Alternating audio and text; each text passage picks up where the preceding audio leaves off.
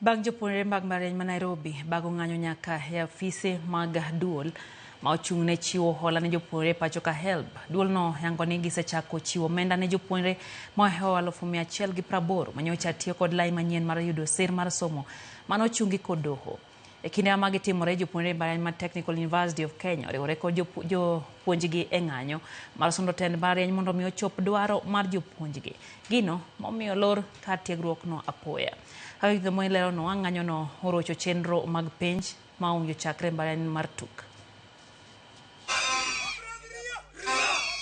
En koko kod gwandruok ma okel kod jopuonjre mag mbalariany ma Nairobi ma wuok oko mar sundo piny owacho mondo mi oket omenda mar sir mano HELB loan e bengi meki. Kawuono wawuok oko mondo wadwa me nyana gi sirkand ni. Otamre miyo wa HELB. Kuom sani pesa wa. Nyithindo Nairobi ka they can oginyal chiemo.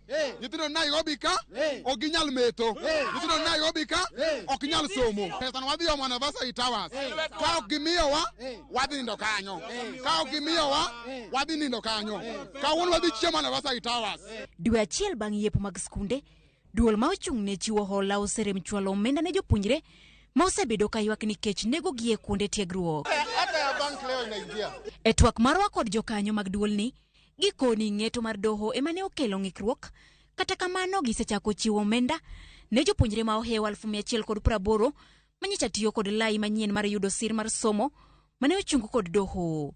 Nyaka sani giyudo omenda e yor lai mane itiyo godo chon. But the reason for the delay was that there was a court case and the judge ruled and prohibited any action on the implementation of the new funding model.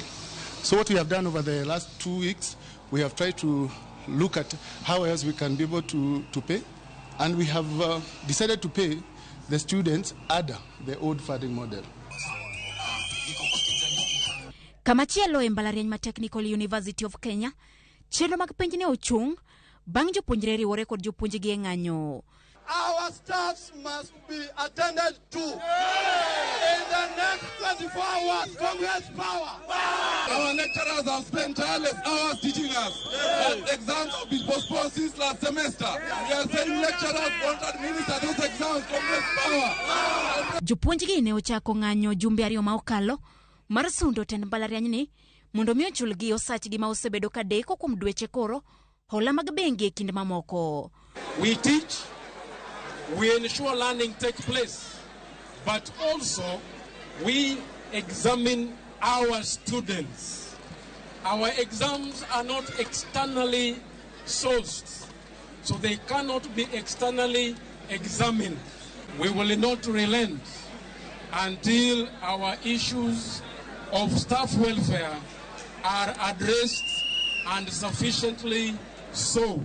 Riwruok mar jopuonj mbalariany wasu ka otelnegi kod jagoro margi maduong' Constantine Wasonga okwayo piny owacho mondo mi ochak chulo jopuonj mbalariany kigin kaka ichulo jotije mag piny owacho mamoko. Let the government take charge of the payroll of public university staff fully.